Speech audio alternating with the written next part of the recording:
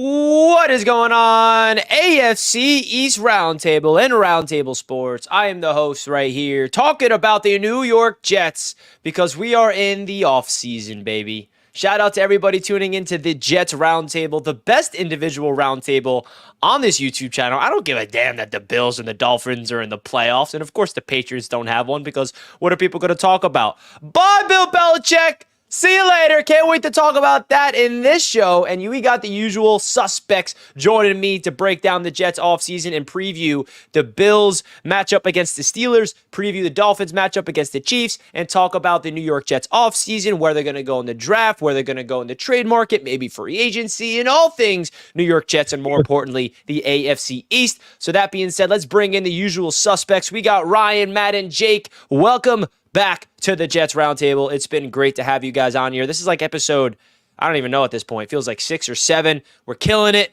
Ryan, welcome back, my friend. I'm looking forward. Season's finally over. Get to feel like I'm back at home in the off season. Looking forward to chopping it up with you guys. We're back at home in the off season. I don't know about you guys, but I hate being comfortable in this situation. I really do. Matt, how you feeling, bro? I'm doing good. Bill Belichick is out as the New England Patriots coach. What a day. What a day to be a Jet fan. What a day, dude. Later. Goodbye. Jake, how about you? Ding dong, the witch is dead. No more Belichick. He lost to Trevor Siemian in his final start as Patriots coach. And our streak has begun against the New England Patriots because we're going to sweep their asses next year. Gerard Mayo, I see, is going to be the coach. Yeah. We're coming for you, Gerard Mayo. All right, Mr. I mean, that's not confirmed, by the way. I know that Patriots fans really want Mike Vrabel, but we'll get deeper into where the Patriots going to go with their coaching staff because that's definitely a big shakeup within the AFC East. Bill Belichick is a coach not only haunted the New York Jets, but the Buffalo Bills and the Miami Dolphins for a long, long time. Not after the Tom Brady era, but we all know that Bill Belichick had a lot to do with it, especially the defense that he brought to the New York Jets going up against us. And it felt good to get the monkey off our back, and we were able to beat Bill Belichick in his final game. So let's talk about that. I know no one really wants to talk about the Jets-Patriots game, but it's still fresh. This is the only week we get to break it down. We're not going to talk about this game in the offseason, but since that game just happened Sunday, and this is the first episode of the Jets Roundtable since that, I do want to start off with your guys' overall thoughts and recap of that Jets-Patriots game, even though it didn't really have any implications for playoffs, didn't have any implications for anything other than just getting that monkey off our back and beating the Patriots and killing that streak. We saw Breece Hall have the game of his life going after there, getting 37-plus touches, just going crazy. So, Ryan, starting off with you, what was your overall sentiments and overall takeaways you took away from the most in that Jets-Patriots game? Yeah, I thought it was really cool to see Breece go off. It felt very much like that Curtis Martin game against the Steelers. He eclipsed it by, 5 yards or something along those lines. I loved seeing him get 1,500 yards, 9 touchdowns on the season. I thought that was a lot of fun. And it feels good to see how irritated Belichick was at the end of that game. I don't think I would have had as much satisfaction if I didn't see that, upset grin or whatever it was on his, no, I shouldn't say grin, but that grimace on his face. It felt good. It felt like it impacted him in a way that meant something to me. I don't know. It's just, it's tough because it wasn't a very interesting game from an offensive perspective outside of Breece running the ball. But, gave us something to root for, something to be, fans of, excited for the offseason. It just gave me a little tease of what Breece Hall really is because it took a little bit for him to get to his dominance that we all expected from Breece Hall when we drafted him, because coming off an ACL tear, it takes you a little bit, not only for that knee to get right, but that mental to get right. And I felt like at the end of the season, we saw Breece kind of just like, okay, I'm here. I am here. And the fact that he finished off the season second in the NFL, only behind Christian McCaffrey in all-purpose yards amongst running backs, tells you all you need to know. Breece Hall is about to take over the league next year with Aaron Rodgers. Matt O'Leary, your thoughts of that Jets victory over the New England Patriots to send Bill Belichick home? Yeah, I think the perfect place to start is with Breece Hall, right? Like, there were a few weeks there in the middle of the season where he wasn't very productive as a runner, but was still very much so involved in the passing attack. And then the last 3 games or so of the regular season, he was starting to rush and put up those big numbers again. So I could not be any more excited to watch him in 2024 with an improved offensive line and Aaron Rodgers. So that was really my biggest takeaway from this game. Like, I knew the defense was going to play well against a quarterback in Bailey Zappi and a New England offense that wasn't very good. But I was happy to see Breece Hall just get the rock over and over again and put up big numbers. Maybe I would have liked to see a little bit more Izzy Abanikanda, because 37 rushes in the snow is a little bit scary, but I'm glad that Breece Hall had a good day. Yeah, it's funny because Breece was getting carries well into the fourth quarter. You just go on Jets Twitter. It's like, get Breece out of the game. What are we doing? Everyone's all nervous. Jake, what was your emotions during that game and after the Jets got that W? Yeah, to be honest, like kind of watching it, I went in like whatever happens, happens. But when they were kind of winning and it was ugly, I was like, all right, I'll take the win. I'm not going to be that guy that's like, how dare they win? Because like how we root has no impact on things. And I'm not going to complain about sticking it to Belichick his last game because he clearly wanted to win the game. I know I saw someone like Albert Breer tweet, oh, this is definitely Bill's best case scenario, right? He loses his last game and he helps the Patriots get their next quarterback and the Jets maybe miss out on a tackle. And I'm like, dude, you think the most competitive coach in NFL history wants to lose to the Jets and help the Patriots as they're about to fire him so they could get a good quarterback when he's gone? Stop yourself, Albert Breer. So I don't subscribe to that theory, but I'll say this. When Breece had that 50-yard run at the end, that's when I truly enjoyed it, being like, you know what? If you're going to win, that's how you want to win, with your young star dominating against the number 1 rush defense in football. The Jets did that. So I think the optimism you have coming off that game for Breece is now sky high if it wasn't already. Because think about what this guy did this season, gentlemen. He's coming off an ACL injury where at the beginning of the season, his snaps were limited. He wasn't getting enough touches, and we were complaining about it then. And by the end of the year, you look at his stats, he's got over 1,500 scrimmage yards. He's top 10 in rushing. He's second in the NFL in catches behind McCaffrey. And he's doing that with the worst quarterback room in the league, maybe the worst O-line in the league, the worst play caller probably in the league. Like, if you're not excited about what Breece could do with Aaron Rodgers at quarterback next year, I mean, come on now. So that's why I think at the end of the day, you enjoy the win. And now that we know it's official, Belichick's gone, it's oh so sweet to remind every Patriot fan that the mighty Bill Belichick lost to Robert Saleh and Trevor Siemian in his final game as Pat's head coach. Oh, it feels good, man. That definitely feels good, because if they beat us at their lowest twice in the same season, I honestly wouldn't have felt good. Yeah, we would have got a better draft pick, but like still. And then Bill Belichick retires from the whatever he did, step down, and we're just like, wow, this guy sucks. But with the fact that we were able to beat him, walks off the field in the ski mask after taking an L to the Jets, oh, that felt good, man. I ain't gonna lie. That felt so freaking good. And, just one more thing about that game, in the elements, I just feel like that game with Breece Hall definitely gave the Jets fans a lot more optimism about the state of the offense, at least in my opinion, heading into next season, just because of how lethal of a weapon Breece Hall truly is. And if not only his ability in the run game, but him as a pass catcher, I think that if we get that type of Breece throughout in a 17-game season, with Aaron Rodgers, things are about to get crazy, because we saw the PFF ranked all the offense and defenses amongst the NFL, and the Jets were ranked 32nd in offense, which is not shocker, but they were ranked first in defense. So all you got to do is get into that middle of the pack, and I think Aaron Rodgers will do that. And I want to get your guys' thoughts about this, because Jets fans everywhere are really upset about bringing back certain coaches. And obviously, most of the people want Hackett gone, but we knew Hackett's not going anywhere. But the main guy is Keith Carter, the offensive line coach. And we saw Breece Hall kind of laugh at a post of Taylor Lewan calling out Keith Carter after congratulating Mike Vrabel after being fired. Well, not congratulating him, but just giving him his respect. So I want to start off with you, Jake. What's your thoughts of the Jets offensive line coach Keith Carter and the overall approach by Saleh keeping him? Is it more of a continuity thing? Do you believe Keith Carter actually has what it takes to build up an offensive line and coach them to their highest potential? And you think it's the right decision? No to all that, I think. I mean, I'm like just flabbergasted, but I guess maybe I shouldn't be because it's the Jets and this is what they do to us. I don't understand how a team that had a historically bad offense is making 0 staff changes on that side of the ball, right? Forget Keith Carter for a second. This team, yes, had injuries. We understand Rodgers got hurt on the first drive of the season. The O-line was in shambles. I get it. But this offense was historically bad in every metric. And some of the guys that were healthy, especially on the O-line, now that I get the Carter, these were guys that got worse as the year went on. Mekhi Becton regressed. Laken Tomlinson regressed. We really didn't see player development there. We saw lack of communication. We saw so many pre-snap penalties. That's coaching. That to me is 1,000% coaching. And then you factor in Keith Carter having a reputation of not being a great coach with the Titans, players not liking him. The fact that Taylor Lewan, who's been a Pro Bowl tackle in this league, in an Instagram post thanking Mike Vrabel, went out of his way to take a shot at Keith Carter. Think about that. On a post where he's honoring Mike Vrabel, he goes out of his way because he hates the guy so much to take a shot at Keith Carter. And Mekhi Becton comments on it. Brees, as you mentioned, puts the laughing emojis on Twitter. It feels like this is a real problem. And bigger picture, gentlemen, I want to hear what you guys think of this. I'm now concerned going into free agency where the Jets obviously need to address the offensive line, that if they're, let's say, making the same offer to an O-lineman that, let's use the Texans, for example, are they going to get that player if the money's similar? Because think about it.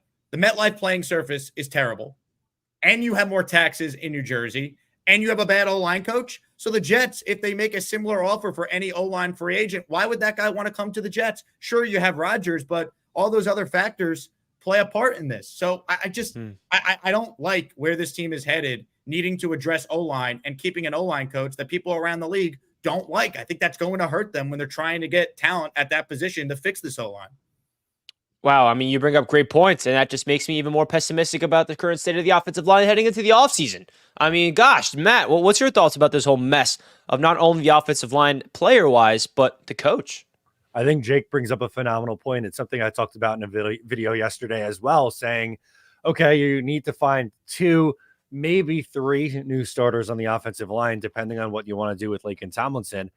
You're not going to be able to do all of that in the draft. You're going to have to recruit free agents as well. And if you have someone that is universally hated as the offensive line coach, that doesn't seem to make like a whole lot of sense here. And I just don't know what he did to earn himself another year. Like between the injuries and guys regressing, there wasn't really anything that he did where I was like, oh my God, I'm excited about Keith Carter's, future with the Jets. But I think running back this entire offensive staff is a massive, massive mistake for this Jets team. Yeah, couldn't agree more, man. And how about you, Ryan? Anything you want to add on this to the Keith Carter stuff?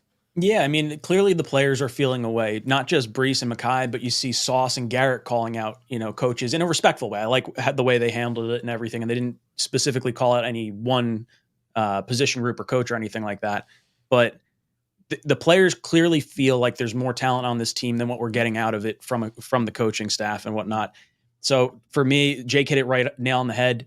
We're trying to recruit offensive linemen in free agency. It may not happen. You're probably looking at second-tier offensive linemen at best case scenario, and worst case scenario, you might pigeonhole yourself into a specific draft pick come draft time, which you may not necessarily want to make. Like, let's say 2 tackles go in the top 9 picks, and maybe you don't like the 3rd tackle, or maybe 3 tackles somehow go in the beginning portion of it, and you're still like pigeonholed into getting an offensive lineman. I don't like where it's headed. I don't think we're going to attract the top tier guys. And it feels very much like a kid with a stove in front of him, putting his hand on it, expecting it not to be hot each time. And Jet fans are just like, oh no, let's run it back. Didn't learn. Ah, man. Well, that's not making me feel anything better about the current state of the offensive line. Well, in other news, Hennessy comes in with the $2. Says, Richie, your boy Jamal making a return. I don't see that happening at all.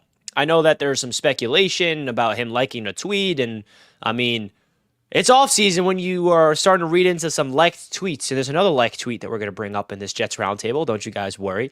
But if I had to guess, Hennessy, Jamal Adams is not going to be back with the New York Jets. I think he's going to Dallas. He was upset when we didn't trade him to Dallas back at the trade deadline, and Dallas needs a safety this offseason. I think that's where he goes. Is he a safety though, or is he? He's a linebacker. Linebacker, He's the third best linebacker here.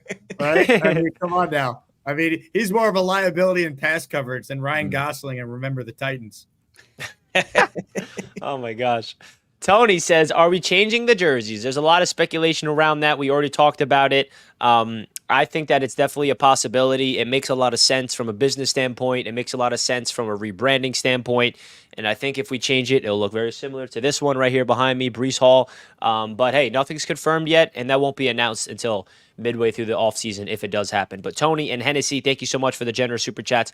We greatly, greatly appreciate that. Guys, if you're just tuning into the Jets Roundtable, please do us a favor and simply hit that thumbs up button right now. We are live every Thursday at 1 p.m. EST. We appreciate each and every one of you guys tuning in. Also want to let you guys know that I'm going to be live at 3 p.m. EST today on BetUS TV. It's going to be me and Dan Mitchell and Jack as the host of Gen Z Sports. So if you guys want to go check that out, I'll put that link in the description. That's going to be live at 3 p.m. EST. We're going to talk everything regarding the wildcard weekend around the NFL, Bill Belichick getting fired, basically all the hottest topics across the NFL. So if you guys want to go check it out, that will be live at 3 p.m. EST on BetUS TV's YouTube channel. And again, I'll link that down below in the description if you guys want to check it out. Gen Z Sports is a brand new show that launched a few weeks ago that's live every single day, Monday through Friday at 3 p.m. EST with a rotation of creators. So I'm excited to be on there for today's episode, and make sure you guys go support your boy over there.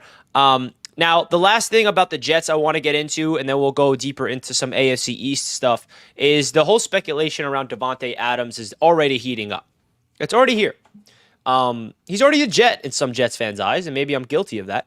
But we saw Thomas Morstead hand over the number 5 jersey right over to Garrett Wilson. That was not breaking news. That was announced even last year by Garrett Wilson himself. But the thing that's rising speculation is Devante Adams went out of his way to like the tweet that Thomas Morstead had.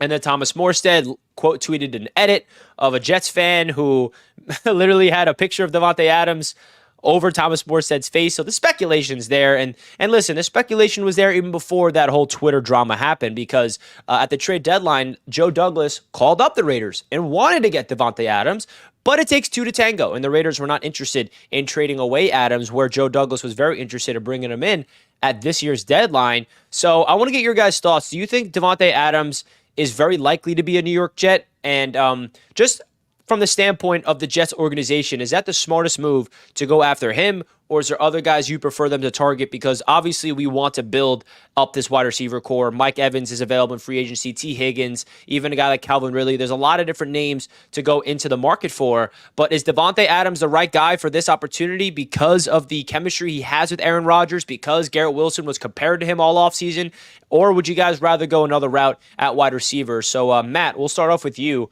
What's your thoughts about the Devante Adams to the Jets speculation already beginning? Yeah, not surprising at all. I feel like the Jets wanted that to happen before the season last year. There were rumors at the deadline. There were rumors after the deadline that they were going to pursue him hard again this past offseason. And it's an obvious connection with Aaron Rodgers here. And I would be for it, to be honest with you. I think he is still an excellent wide receiver in this league. I think he would complement Garrett Wilson nicely. He already has a connection with Aaron Rodgers, so you don't have to worry about someone new coming in and building that, chemistry with the quarterback. Sometimes that plays a factor. And I don't think he's going to cost nearly as much as some people think he's going to. If you're worried about them trading pick number 10 for Devante Adams, it's not happening. It's not going to happen. I think it would be a cost similar to what Julio Jones got traded for when he went from I almost said Houston. It wasn't Houston. It was Atlanta to Tennessee. So I'm all for it. I think he's still a solid wide receiver, and I love the connection he has with Aaron Rodgers. Jake, how about you, man? What's your level of interest, if you were the Jets front office, of getting in Devante Adams? And also, how likely do you think it actually happens? By the way, I do also want to say Rodgers is on McAfee right now. So everyone's saying he got canceled. Well, he's on right now because he could go on whenever he feels like it because he typically ends his appearances once the season ends, and then he'll pop in throughout the offseason. So get ready, Jet fans, for people to cry over Aaron Rodgers saying something that offends someone because, oh my God, oh, the horror. So he's on with McAfee right now. So get ready for the tears to come out in the media. Anyway. And it's funny about that, Jake. Sorry, just since we're on that topic, I just wanted to say, Dan Mitchell, talking to you, making videos and making stuff. And like that show that I said that we're about to do at 3 p.m., we're talking about segments. He's like, let's talk about Aaron Rodgers getting fired from Pat McAfee show. I'm like, he didn't get fired from the Pat McAfee show. Where did that come from?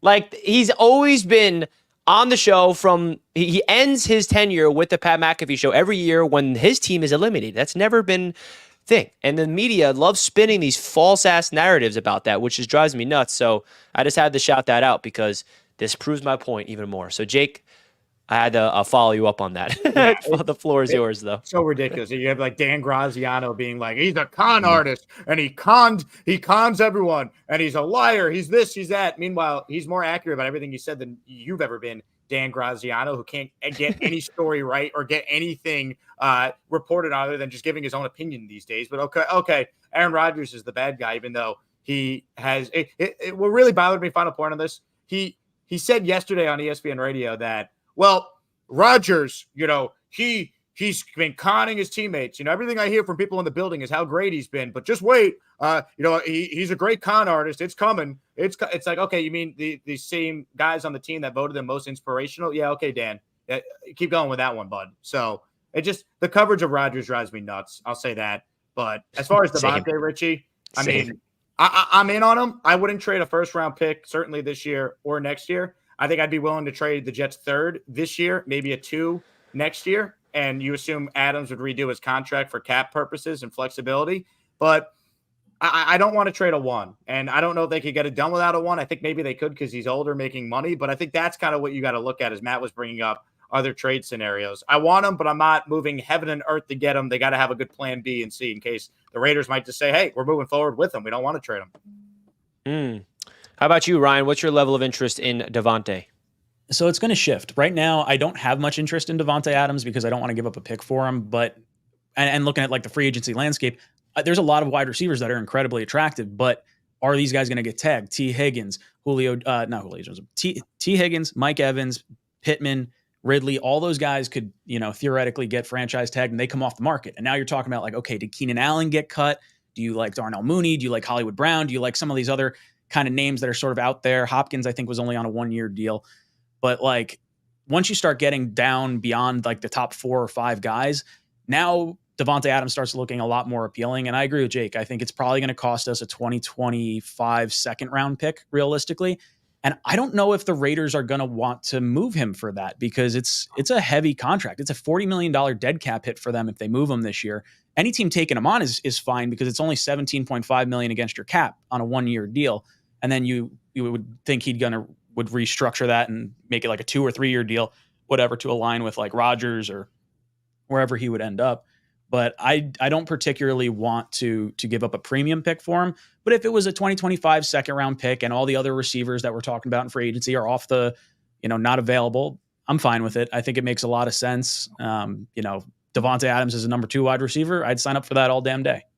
Devante Adams, you are a New York Jet. Come on now.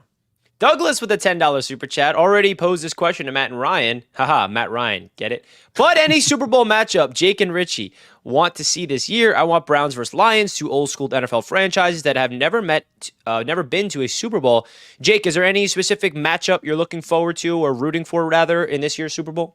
So since we are on the AFC East Roundtable, I am rooting for whichever teams first beat the Dolphins and the Bills. And then I think I'd like to see the Lions take on either the Browns, or I would like to see the Texans in their first ever Super Bowl. So those are that would be like my preference. If we get Stroud versus Jared Goff, or in the Lions fan base, or even Browns. I know Jet fans might not love Flacco, but I think that's a great story. It's a tormented fan base. If either Cleveland or the Lions could win a Super Bowl, the Jets kind of move up on the list of like overdue franchises to win. So that's kind of how I'm looking at it, right? Like let's let those teams win. So we're up next, right? Because that's how it's got to go. So any team though that beats the Bills, any team that beats the Dolphins is good with me. So I'll start there. Well, Douglas, first I just want to say thank you for the generous $10 super chat. Really appreciate that big time. And Jake, you know Houston very well. You know the fan base very well, and we have an expansion on Roundtable. We actually launched the AFC South Roundtable a few weeks ago, and when the Texans won the division, bro, the Houston Texans fan base is something crazy. I mean, we posted a graphic tee of the Texans winning the AFC South, and I cannot describe how many sales it has. Texans fans are so happy. They are jumping for joy. They are all drinking the CJ Stroud water, and our representative for the AFC South Roundtable, my man Ruben, 713 Hughes Sports, he's been doing a great job supporting Houston Texans. So I kind of have... I kind of like the Texans too. I kind of feel like they got that underdog story. I'd rather them beat the Browns if I had to pick.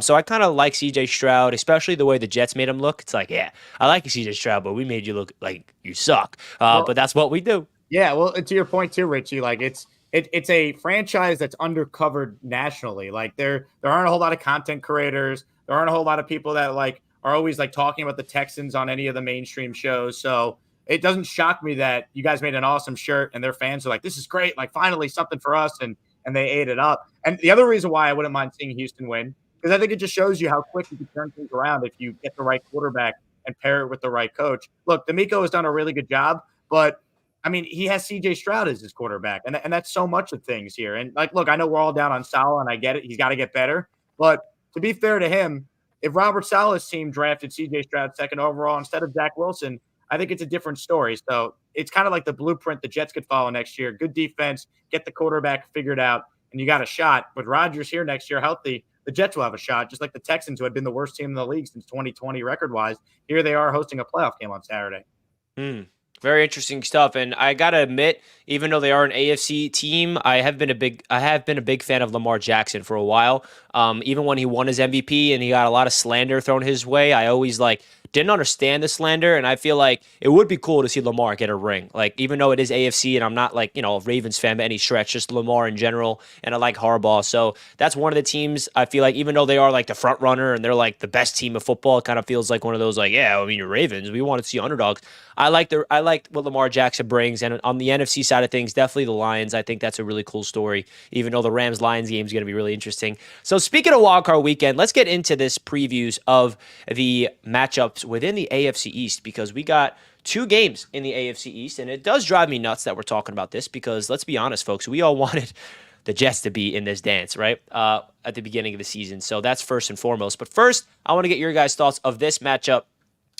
Right here, we have the Buffalo Bills hosting the Pittsburgh Steelers. Now, before we actually get into the wild card games, we got to recap the Bills-Dolphins game. Now that I realize it, right? Now that I realize it, we can't just skip over that game on Sunday Night Football. I got to hear your guys' thoughts, because if you guys have been watching the Jets Roundtable since it started, we have been consistent with our takes of who's going to win the division. And every time that we all said who's going to win the division, all Dolphins fans called us haters. Oh, these Jets fans, they're just haters. They're haters. Well, welcome to reality. It's called being real. It's not hate. Sometimes the truth hurts. And listen, I know we're Jets fans. We don't have a floor to stand on. We're not in the playoffs. And that's something I remind Dolphins fans. As upset as you are that you missed an opportunity to win the division, at least be happy you're in the playoffs, because that is a plus. That is a plus. So, Matt, I want to start off with you. What were your thoughts of that Bills-Dolphins game on Sunday night and how the Buffalo Bills were able to pull off the AFC East title? Oh, not surprising one bit. I could not. Yeah, that's a great call out too by you, by the way, because we got killed for saying we think Buffalo is going to win this division. Guess what they did? They're a hot team now, the Bills, that is. And even with Josh Allen having a couple of turnovers and a few mistakes from that Bills team, the Dolphins still weren't able to close it out.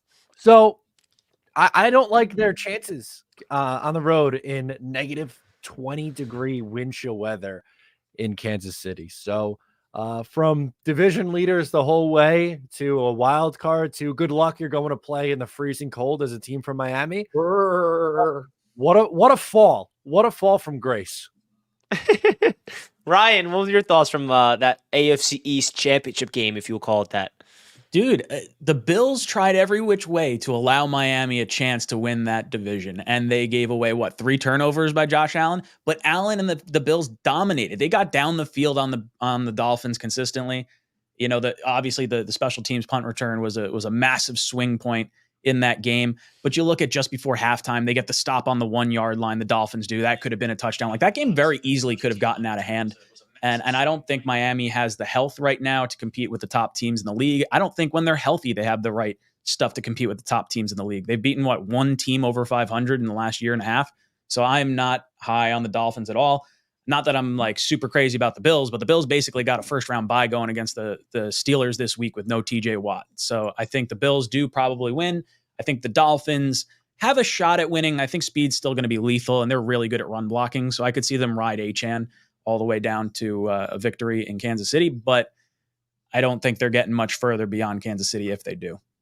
How about you, Jake? What were your thoughts of that AFC East title game Sunday night?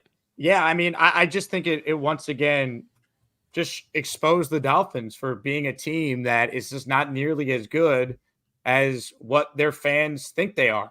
Like, that to me is the biggest thing. Like, their record against winning teams is awful. Their one win against a winning team was Dallas, and they're not a good team away from Jerry World. They are an under 500 team on the road this year. So even that win, you can nitpick. I don't trust this Dolphins team. And I actually thought TD made a great point on his Dolphins postgame show I was tuned in the other night. Like, all the resources the Miami Dolphins have poured in to help Tua, offensive genius in McDaniel, all the weapons, Tyreek Hill, Waddle, Achane. You just keep going down the list. Everything they invested into the guy.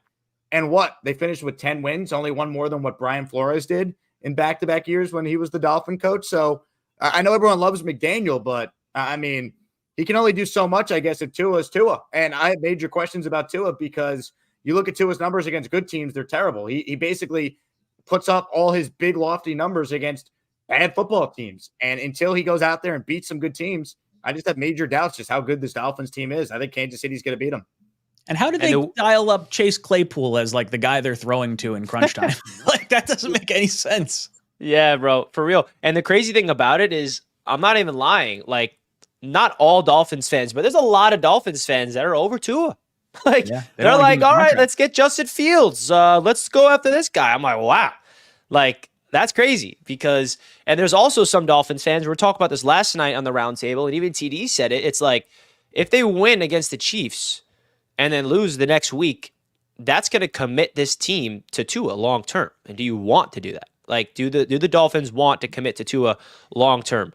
As a longtime Dolphins fan, I think it'll be a great idea to extend Tua Tagovailoa for a long term. I think, Ryan, you'd agree with that, right? Yes, 100%. I think they should give him the max contract they can, $55 million a year, whatever it is.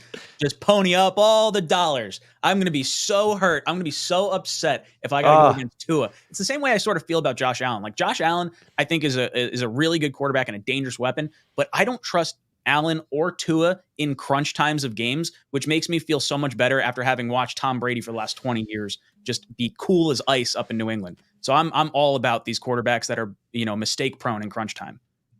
Matt, what's your thoughts about Tua in the Dolphins' future? Do you think they're going to extend him? I'll take it one step further. I think what I would do is, let's say the worst case scenario happens. They lose. Oh no, in the first round again. What you got to do is you got to fire the coach, bring in a defensive minded coach to pair with Tua, who you're going to commit to long term. And Mike McDaniel could then go back with Robert Saleh as punishment to be the Jets offensive coordinator. I think that would be the best case for the Miami Dolphins. Oh my gosh. If only. Hack it. Get out of the way. Like, you're just like clogging up a potential good offensive mind here, but it's Aaron Rodgers' offense. Okay. We got to promote him to like assistant head coach so that way you don't have offensive play calling responsibilities. You're too important. Let's hire someone else. I think we got to give Aaron Rodgers the offensive coordinator label because Did you hear the comment on McAfee? And I brought it up to Matt the other day. He said he alluded to the fact that he designed a certain play that worked out well. I wish I could find that. He said he designed the play. And I was like, in this season recently. The last McAfee show, he was talking about it. And I don't know. Did he say like what game or anything? From the Patriot game. They were talking. They were recapping the from this Patriot game, game. and he said something along the lines of like, I designed that play or something to that effect. And I was like, oh, interesting. I wonder if that was like I trust his play calling and his play designs more than anything. If I'm Aaron Rodgers, and he said this, I heard him say that him and Hackett are going to like sit down this offseason and really like dig deep into the playbook and dig deep into this offense. And bro, I trust him more than anything else. And I know that from the outside, from non-Jets fans, it kind of maybe looks desperate for us Jets fans to just like put all our eggs in the basket of Aaron Rodgers, but it's so true. Like people don't understand that Aaron Rodgers is literally the offense. Like the whole offseason was about getting on the same page with him. He has an answer for everything, and that's what makes Aaron Rodgers so great is when he gets to the line of scrimmage, he does so much prep work where whatever defensive look that they're showing, say that whatever defense they're going up against, they have 6 different base packages, whatever the 6 packages is, Rodgers has an answer for all of them, and that's why he checks, and that's what makes him so brilliant. And I think that's what really hurt this Jets team is his injury because nobody, Zach Wilson, of course not, and then all the other quarterbacks behind him did not have that mental IQ enough to be able to do what Aaron Rodgers does. So for everyone saying like, oh, Rodgers not going to fix everything. Yeah, he will. I'm not going to say he's going to be top 5 or top 10 offense, but he will at least not allow us to be bottom barrel in the NFL on offense and put us at the middle of the pack because you look at what the defense is. We don't need this offense to be great. We just need them to be average, and that's been the narrative throughout the entire season. So that's kind of my thoughts of it, the pre-snap reads. Yeah, you're right, Richie. And like, look, we all understand that it sounds crazy. Oh, Rodgers fixes everything. And of course, it's not just him, but he helps so much. And if you could just even get a mediocre O-line and just add a decent receiver next to Garrett Wilson, that alone with this defense, which was ranked number 1 by PFF, DVOA was top 5, like that's enough, man. Like the Jets were a 7-win team with the worst offense by far in the sport. They were 32nd in everything that truly matters. You put Rodgers on this team, even this past year with the terrible O-line, there's easily 4 or 5 games I could point to that they could have won. They maybe don't win all those games. Let's say they only win 3 of them. Well, then you're 10-7 and you're right there. So they're not that far away, even though I know most Jet fans are really down right now. Like give it a couple of weeks, let the season kind of settle. Jets make a few moves. They make the legacy jerseys permanent, and we're all going to be back on the hype train and getting excited about next year. And you bring up a good point, Jake. Like it kind of feels like the fan base is looking at this team since our momentum was so high and it got killed that like we're so far away. Like we're not. I mean, 7 wins is nothing to celebrate, but we're 7-10, and there's only like a handful of holes on this team. Like I feel like the fan base are kind of like nervous to get like re-excited all over again, but like I really feel like this team's not far away.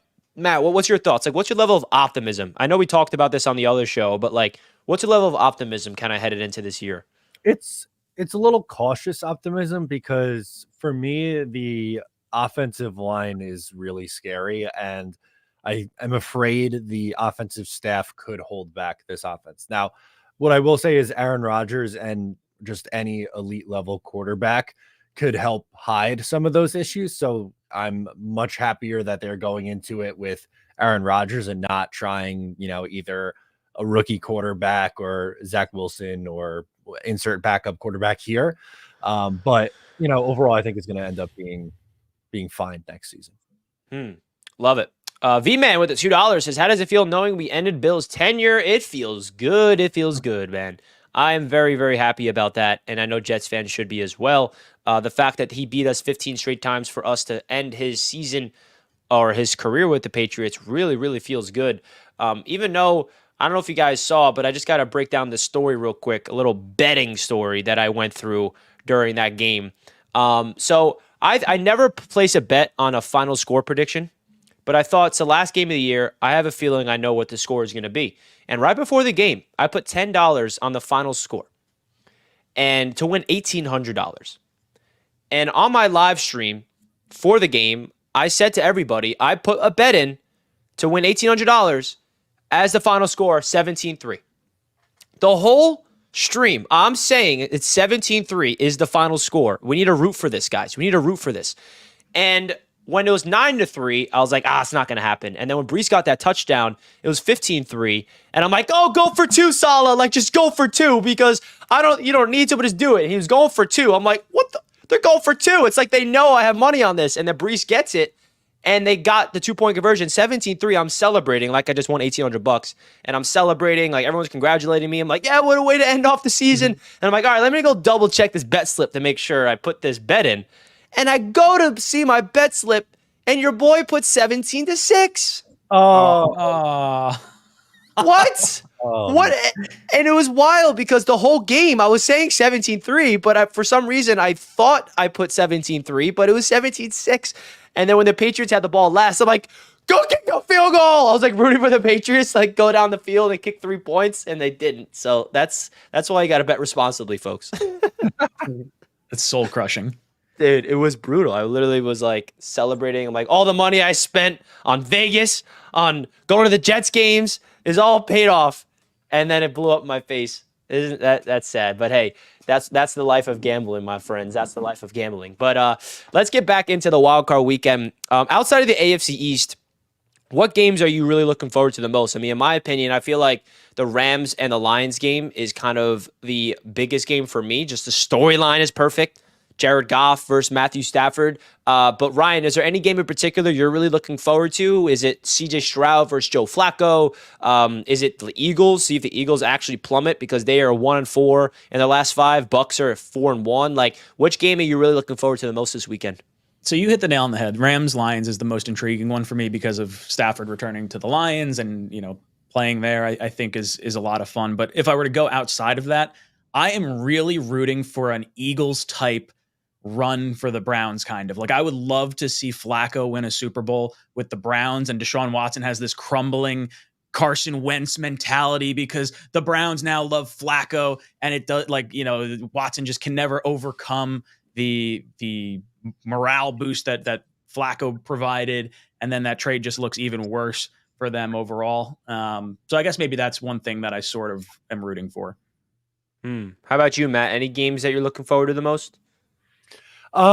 For me, I would probably say that Eagles-Bucks game because I feel like that's the one that I have the least amount of feel for what's going to happen. So I think that one is the one that I think is going to be like the most, the game that's up for grabs and could have the most surprise. I love the storyline of Stafford going back. That's a great one, but just another one that I'm really interested in is that Tampa Bay Bucks Eagles game. What version do we see of this Philadelphia Eagles team? And Todd Bowles coaching a playoff game is always entertaining. That's for sure. And I feel like there's going to be a dark horse team this year that's going to go make a run. And I feel like it's hard for people to predict upsets. So, Jake, is there any upset that you're kind of thinking about that might happen? Because it's really hard to predict it. Yeah, it's tough. Well, technically, the Texans are a home underdog against the Browns, I think, last I checked. So I wouldn't be surprised if the Texans just won. I think I'm leaning Cleveland, but I wouldn't be surprised if the Texans won because that's the closest spread, so it makes sense. Also, I'd be terrified if I'm a Lions fan, right? You finally make the playoffs. You get this home playoff game. First time in 30 years you're hosting a game in your building, and here comes Matt Stafford, your old quarterback. Like, if we were the Jets in that spot, we'd be like, if that was, imagine that was like, it would never happen because Zach Wilson's terrible. Imagine that was like Sam Darnold or something like that. Or even like Geno Smith. Like, we'd be terrified. Remember Chad Pennington came back and beat the Jets in the last game of the regular season in 2008 to win the division. So I think the Lions got to be scared, man, because the Rams are dangerous. They got obviously a Super Bowl winning quarterback, borderline Hall of Fame guy. They have unbelievable weapons with Kupp and Nakua. They have a game wrecker in Aaron Donald. I'd be terrified of the Rams coming in and upsetting the Lions in their first ever home playoff game in 30 years. I agree. I think that matchup is like everyone's picking the Rams and they're the underdogs in that game because I guess they're on the road. But like the Lions, I love the Lions, but you got Super Bowl winning Sean McVay, Super Bowl winning Stafford. Let's not forget who else is on that Rams team. Aaron Donald, who is a game wrecker, who can literally single-handedly. Oh, LaFleur! Forgot about that. I saw something about that. He McVay gave him a lot of credit for their offensive run scheme or something. Yeah, I saw that. And then on the Lions side of things, we got former Jet Aaron Glenn as the defensive coordinator. Former Jet Aaron Glenn. There's a lot of open head coaching vacancies around the NFL. Is there any guys that you think is gonna who are like the hot candidates on the head coaching market? Because I haven't really researched it because I know the Jets are keeping Saleh. Like obviously Ben Johnson is probably the hottest name. Is Aaron Glenn potentially going to be interviewing for a head coaching job, you think, or who do you think is going to be the hot name on the head coaching tenure this year? I think Harbaugh's definitely going to Vegas. I think he's going to leave Michigan. He's hit the pinnacle of college athletics at this point. There's going to be sanctions on Michigan next year. I think it just makes sense for him to jump at that point. I think Belichick is going to wind up going to the Falcons. That is a very easy division. Has a running back, has a receiver, Good. Has the tight end. Get him out of the conference. Oh yeah. As far as like the hot name coaching candidates, you're probably going to throw in. Outside of Mike Belichick, Vrabel, Harbaugh, probably Ben Johnson. Vrabel, I think, is going to New England. I saw a list of 3 names: Vrabel, Gerard Mayo, and Brian Flores as the 3 candidates for the New England job. All defensive-minded head coaches, which I thought was kind of interesting. Any of the teams that have like a top draft pick, like Washington, I guess not New England, but I would think Washington's going to go with an offensive-minded coach, and I think Ben Johnson going there makes the most sense. It's fascinating. There's going to be a lot of change, and we've heard rumors of McCarthy possibly getting canned if he loses to Green Bay. That's another storyline. I mean, talk about that storyline with Jordan Love. It's like, and I'm not going to lie with you, the whole Jordan Love situation. I hate to do this, but like, why can't we be the Packers? Like, why can't we find a young quarterback? And it was supposed to be Zach, the guy that just developed behind Aaron Rodgers. And obviously he wasn't supposed to play this year, and he did, and he sucked. So he's going to be out of here. But like, there's a part of me, guys, that wants to draft the quarterback in the first round, because as much as I love Aaron Rodgers, I still want my future quarterback. Like, how crazy is it that the Green Bay Packers, their formula is about to work for the 3rd time? I mean, Jordan Love, his first year starting with the Packers, lit it up, and they're in the playoffs. Like, how are the Jets?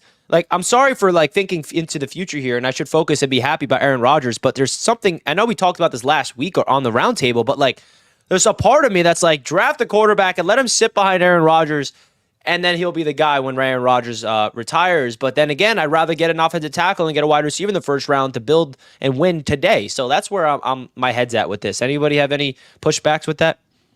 I'm hoping we get Jake Browning as a backup quarterback, get a little hope going there, and then maybe draft someone in like the 4th round. I don't want to spend a premium pick on a quarterback. Same. I'm with Ryan on that one. Veteran backup, maybe a day 2 or day 3 pick that could sit, and who knows, maybe the Jets will find like a Dak Prescott, 4th round pick, comes in and ends up just being a stud. It's a tough spot. Yeah, it's a tough spot, because the problem with taking a quarterback this year in round 1 is kind of twofold, right? You have so many needs, and you just have to be all in to win next year. Otherwise, you're wasting this window where you're not paying your young stars yet, and you're wasting potentially the last good year you get from Rodgers, because who knows after this year, and who knows even this year coming off the injury. I still think he's going to be very good, but you have to operate like this is your last chance at it. And 2, this regime, if they don't win, they're out. So Joe Douglas can't afford to take a quarterback in round 1. And then the problem, let's say he somehow does. Let's say Woody's like, I need you to take a quarterback, Joe. Okay, so they draft a quarterback with their 1st round pick. Jets don't win next year. Woody cleans house. New regime comes in. They're not attached to that quarterback. It's like Douglas inheriting Darnold and moving off him because it wasn't his guy. You're not on the same timeline as an organization. So I think the only way you could get a quarterback is you have a really good season next year, and then with your 1st round pick, you draft Rodgers' successor, knowing that after next year, he'd be probably retiring after 2 more seasons. So I feel like that's the only way they could go quarterback in round 1 with this current regime, unless, hey, maybe they win the Super Bowl, best case scenario, Rodgers rides off into the sunset, and then they trade up to get their quarterback. I don't know, but I just don't see it this year in the 1st round. I could see it on day 2 or day 3, like what you guys said, but I don't think it fits where they're at right now. Yeah, I agree. I don't think it would be smart for them to do that this year with the current state of the team. I just look at Love and I'm just like, wow, I can't believe it. Like, these teams are freaking spoiled. Like, does anybody know what we have to go through as a Jets fan base of the quarterback carousel? Which is why I hope whatever quarterback the Patriots draft, bust, okay? I cannot allow the Patriots to get whoever they get, whether they trade up for Williams or draft Drake May or maybe Jaden Daniels. I don't know who they're going to get at 3. But please just don't get your franchise quarterback and be in quarterback purgatory like we have been forever. V-Man with the $5 super chat. If Lions win and Fins lose, Miami has longest postseason victory drought. So go Chiefs and Lions. Yeah, if the Lions win and the Dolphins lose, that Dolphins playoff drought, winning drought, is even more magnified. That's a great comeback then, because the Dolphin fans can be like, you guys are the longest playoff drought in North American sports. And we could say, that's true, but at least you guys have the longest postseason victory drought. Like, that's the comeback. Exactly. Right there. We have 6 wins in the playoffs since then. The last one. Yeah. At least when we make it, we dance a little bit and we don't get bounced. I mean, Yeah. I mean, Miami's going to end up playing only one extra game than the Jets did this year. Let's call it for what it is. So let's actually get into that Dolphins-Chiefs game because obviously we're all picking the Chiefs. I think Ryan might actually be leaning the Dolphins, if I'm not mistaken. I don't want to put words in your mouth, Ryan, but what's your thoughts of that Dolphins-Chiefs game? I think it'll be everyone's kind of crapping on the Dolphins for being a cold weather game, and it's fair. I mean, they're 0-7 or 0-8 in their last bunch of games under 40 degrees. So I understand that. I'm not super high on the Chiefs. I think that's more my hang up than anything else. But the Dolphins have a lot of injuries. I would steer clear of that game from a betting purpose. I wouldn't touch it with a 10-foot pole. I'm hoping they lose so it continues that streak, but I think it's a coin flip for me. Coin flip. Matt, any chance that Tua Tagovailoa leads their team to victory on Peacock? If it was just a normal cold game where it was like, oh, it's going to be like 30 degrees, still cold weather, but the 10 to 20 mile an hour winds, regular temperature -2, feels like temperature of -15. There's a dome team or a Florida team is not going into those conditions and winning. And this is not saying like the Chiefs are back. They're going to go on this run to the Super Bowl. I think they probably get bounced by the Bills in the second round, but I have no faith at all in the Dolphins winning this game. Boy, I hope the Bills don't bounce them in the second round. Jake, how about you? Yeah, I would fade the Dolphins big time here. I don't trust Miami. I mean, first off, we talked about the record against good teams. Chiefs, while they're not great, it's still Patrick Mahomes and Andy Reid at home in a playoff game. And then you factor in the weather, and they're bad in the cold, as Matt gave the stats. So I don't know. I love the Chiefs in this spot, which I guess maybe is a little concerning because it feels like the whole country is going to be betting the Chiefs, which fine. Maybe it's a closer game than things appear. I kind of hope it's a close game and the Chiefs find a way to win late or something crazy happens at the end that just decimates the Dolphin fan base. Because I want nothing but the worst for them after the way they acted when Rodgers got hurt week 1. Like, it was disgusting behavior celebrating Aaron Rodgers going down on the 4th play of the season. So I am rooting for nothing but the absolute worst for them in this game on Saturday on the cock. I am anti the Miami Dolphins. Come on, Dolphins fans. You know where to find them. The Jake Asman Show. Okay? I have to deal with you guys in my chat all the time. Jake Asman deserves Dolphins fans and has flooded his chat because I have to agree with you, Mr. Jake. I had to deal with these Dolphins fans laugh at my face all year long about Aaron Rodgers going down. And I think the biggest thing about this game that so many people are forgetting is that Patrick Mahomes and Andy Reid and Travis Kelce, for that, have never not made it to the AFC Championship.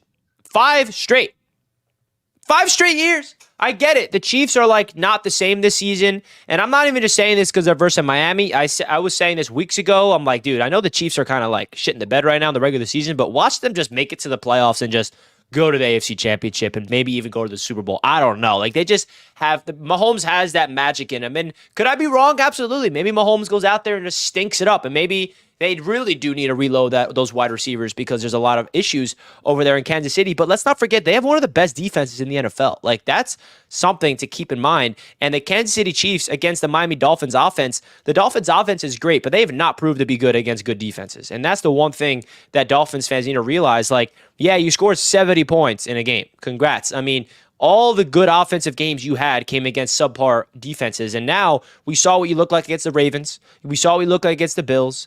And even against the Cowboys, you won that game, but the offense wasn't a reason for it. So this is a really big opportunity for their offense to get cooking. I know the elements is going to be a factor, and I know that the Chiefs' defense is elite. So I'm curious to see how this game goes because I'm obviously rooting for the Chiefs. I mean, we all are. Mm-hmm. Let's be honest. And the last thing I want to talk about more on that Bills-Steelers game, is there any chance the Steelers pull off this upset? Because they are like 10-point underdogs in this game. 10 points. So, Matt, any chance that Pittsburgh pulls off this upset? I don't feel great about it. And can I know it's a Bet US spot. Can I give you a betting stat that I saw online from a friend of the program, Blakey Locks of Action Network? Since 2010, teams that are favored by 10 points or more are 11-4 against the spread. So I think this one has blowout potential written all over it, unfortunately. So you like the Bills at like -10 or whatever it is? Bills -10. I think they win by 14. How about you, Jake? Any chance of the Steelers pulling off this upset? Yeah, the spread is a high one, and it's still Mike Tomlin, but with no TJ Watt, it just kind of feels like that it's a stay away for me. If I had to make a pick, I would probably lay the points and take the Bills, but I don't have a great feel for this one, to be honest, because last year I thought the Bills were going to destroy Skylar Thompson and the Dolphins in this spot, and it ended up being a really tight, close game. So I'll tell you what, if it gets close late, because the Bills are a front-running team. Like when they're at their best, sure, they look great. They look unstoppable, but a lot of times they let these type of teams hang around. So I'm staying away from this one, but I do think the Bills find a way to win. How about you, Ryan? Any chance of the Pittsburgh upset? No, I don't think so. I think no TJ Watt's going to hurt them a lot. Josh Allen is the type of quarterback that can put the ball in the ground or in the other team's hand on like a rogue throw, but that Bills team's playing real well right now. I think they should run away with this one handily. I would say Bills -10 would be my pick. Yeah, I mean, it's crazy that I don't think there's ever been a 7 seed to win a playoff game, and it's crazy that the Steelers are even in the playoffs, right? I mean, when they first announced that the 7 seed is going to be available to be open and make the playoffs, I'm like, yeah, the Jets have another chance, and we haven't made the playoffs since, so there goes that. But I think that I'm definitely not putting all my eggs in the basket of Pittsburgh. I think the Bills are going to win this one and move on. But do you guys have any? Not obviously, we're not rooting for the Bills, but do you guys feel like the Bills have a chance to even make a run and keep this magic streak going and like go to the AFC chip, maybe the Super Bowl, or do you guys think their gas is going to run out in the divisional round and maybe the championship game? I think they're the third best team in the AFC right now. I think Baltimore, the Browns, then them. I think they could. The Chiefs are, I would say in line probably with the Bills. I feel a little uneasy about both teams. I don't see the Bills winning it all this year. Matt, you said that you expect the Bills to beat the Chiefs if they meet in the divisional round. So where's your level of optimism that the Bills will go on a run? Yeah, I know. Look, I don't want to be that guy. We're Jet fans here, and I don't want to root for the Bills, but I don't have a great feel for the AFC right now. Like, I think it's too chalky to pick the Ravens. Like, can they do it? Yes. I know a lot of people are riding the Browns, but I don't know. I think the Bills could go on a run here. I wouldn't be surprised if they made it out of the AFC. I'm not rooting for them to. I don't want to see that, but I think they absolutely could. They got hot at the right time. And Jake, lastly, do the Bills have what it takes to go all the way this year? Yeah, I look at them as a team that when they're at their best, they could beat anyone. I just don't think they are going to be able to sustain three or to win a Super Bowl 4 games in a row of excellence. They're just too streaky. They're too erratic. I don't trust them to do it. I mean, this maybe kind of feels like the year maybe they could do it because it's so topsy-turvy. And even the team like the Ravens, who look like the best team, it's not like they have the playoff pedigree that you knew the Patriots had every year in that spot, or the Chiefs the last 5 years have had. So I got to kind of see it to believe it with them. I do think they have a great opportunity to get to an AFC title game, but I'm not in love with them actually getting to a Super Bowl and winning a Super Bowl because I think they're just too inconsistent. Yeah, if I had to predict, the Bills will not be making the Super Bowl. Sorry, Dan Mitchell. But speaking of Dan Mitchell, guys, if you want to check us out, it's going to be me, Dan Mitchell, and Jack live on Gen Z Sports. That link is right now pinned at the top of the chat. We're going to be reacting to Bill Belichick retiring, the wild card predictions, and a lot of other things. If you guys could do me a gigantic favor, simply click that link that's pinned at the top of the chat and go to the stream and type right here in the chat, Richie sent me, because Dan is sending his people. As you see, Dan sent me, go Bills. I want Jets fans in here. I know this is the AFC's Roundtable. I'm assuming there's a lot of Jets fans in the chat right now, but we want Jets fans to mob this chat right now. So click that link that's top of the chat and type Richie sent me in this live chat. This will be live in 55 minutes in just under an hour, 3 p.m. EST on BetUS TV. So guys, right now, go to the BetUS TV YouTube channel. Go to this live stream and put it in. There we go, JT. Richie sent me. Jet up. That's my guy, JT. I appreciate that. So, folks, that's going to wrap up the Jets Roundtable. We are going to be live on every single Thursday throughout the offseason. And it's going to be a lot of fun breaking it all down. This is our best time. We're going to do a special mock draft edition eventually, maybe a special mock off-season eventually. We're going to have a lot of creative things that I got cooked up for the Jets Roundtable, so we're really excited about that. And just want to give a shout-out to all the people that's saying Richie sent me. Shout-out Luppy. Shout-out Anthony. Shout-out Adrian Dak Fly Guy. Salam Hoy. Let's go. That's what I'm talking about, Jets fans. We appreciate that. So I'll see you guys there at 3 p.m. Ryan, anything you want to say? Shout out Matt O'Leary as well. That word was Adirondack. Adirondack. Oh, gosh. Adirondack. Thank you. It's all good. Yeah, Jets Talk 24/7, going to be covering draft prospects, all that good stuff. I've already released my 5 players that I think the Jets should consider at number 10 overall. So if you want to check out some offseason stuff, some good breakdown coverage as we go through Combine, Senior Bowl, all that good stuff, Jets Talk 24/7. Shout out King Lowski. Jets, Jets, baby. He probably has the best Jets chant ever when he calls in. I mean, at the end of every call, he screams it so loud, and I love it. King Lowski, hope you're doing well, my man. Appreciate the super chat. Matt, how about you, brother? Wait, I got to ask you that fixing the New York Jets. Why don't you tell the people about that? Does that come out tonight? Yeah, baby. Tonight, year 6. I can't believe it. I've tried to fix this team for more than half a decade. No one's listening to you, Matt. No, listen. I've been doing it in 2019, the grainy video. It's been a long time, man. But it's my favorite video I do every single year. I'm going to be working on it this afternoon as soon as we hop off. But yes, I will be attempting to fix the New York Jets with some free agency, some trades, and a mock draft.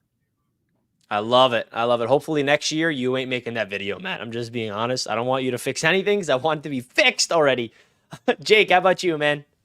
So before I say anything, I just want to give a huge shout out to Ryan, who joined us on Richie's, Jets Avengers content creator, YouTube live stream the other day. I mean, what a great job by Ryan coming in at the end there. But now I'll be doing daily Jet content up on the channel. We'll do mock drafts. We'll have different guests on. We'll react to all the craziness that is coming, and we'll destroy idiots in the media who have a clear bias against Aaron Rodgers or who just say dumb things for clicks. So it's always eventful. It's going to be fun. I'm glad to have you guys to do that with me because I can't do it alone. So I'm glad that we're all linking arms and defending our guy Aaron and defending our New York Jets because the offseason is our season and we're excited to keep it going. So folks, that's going to wrap up this episode of the Jets Roundtable. Thank you so much for all the support. We're excited for the future of this specific show on the AFC's Roundtable YouTube channel. That's going to wrap things up. We'll catch you guys next time. Peace out and enjoy Wildcard Weekend because next year the Jets will be a part of it. Just kidding. We'll have a first round bye.